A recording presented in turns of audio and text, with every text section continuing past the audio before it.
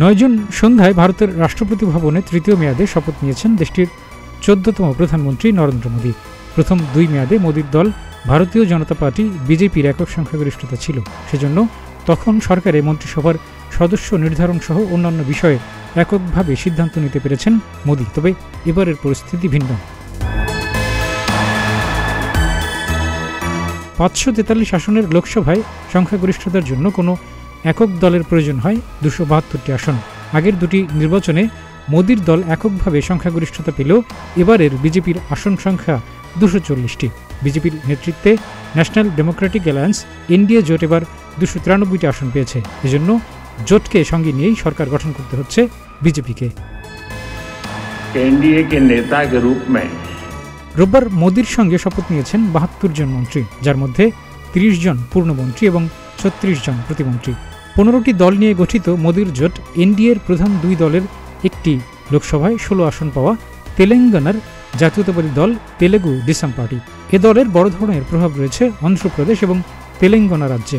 Telugu Deschamps পার্টির নেতৃত্বে রয়েছেন নারা চন্দ্রবাবু নাইডু। তিনি 12 জুন থেকে অন্ধ্রপ্রদেশের মুখ্যমন্ত্রীর দায়িত্ব নিতে যাচ্ছেন। এছাড়া জোটের দ্বিতীয় বড় দল বিহার, অরুণাচল এবং মণিপুরের স্থানীয় রাজনৈতিক দল জনতা দল। বর্তমানে এ দলের দখলে রয়েছে লোকসভার 12টি আসন। এ দলের নেতৃত্বে রয়েছেন বিহারের মুখ্যমন্ত্রী নীতিশ কুমার।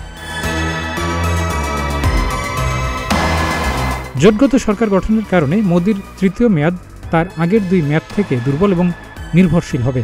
ধারণা করা হচ্ছে মন্ত্রিত্ব নিয়ে মোদীর সঙ্গে জোট সদস্যদের বেশ বোঝাপড়া করতে হচ্ছে।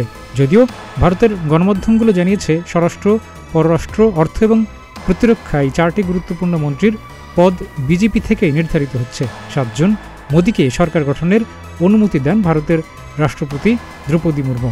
মোদীর 2019 সালের সরকারে মন্ত্রী ছিল 81 জন। কোন মন্ত্রণালয় কে পাবে তা বিজেপি এবং তাদের জোট ন্যাশনাল ডেমোক্রেটিক অ্যালায়েন্সের শরিক দলগুলোর নেতাদের মধ্যে কয়েক দফার বৈঠকের পর এই শপথ গ্রহণ অনুষ্ঠান হয়। মোদীর এবারের জোট সরকার টিকবে কিনা তা নিয়ে সন্দেহ প্রকাশ করেছেন কংগ্রেস নেতৃত্বাধীন বিরোধীদের ইন্ডিয়া জোটের নেতারা। ইন্ডিয়া জোট এবারের লোকসভায় 233 আসন পেয়েছে। তারা সরকার গঠনের জন্য চন্দ্রবাবু নাইডু এবং নীতিশ কুমারের সঙ্গে গোপনে প্রস্তাব পাঠিয়েছিল বলেও আলোচনা রয়েছে।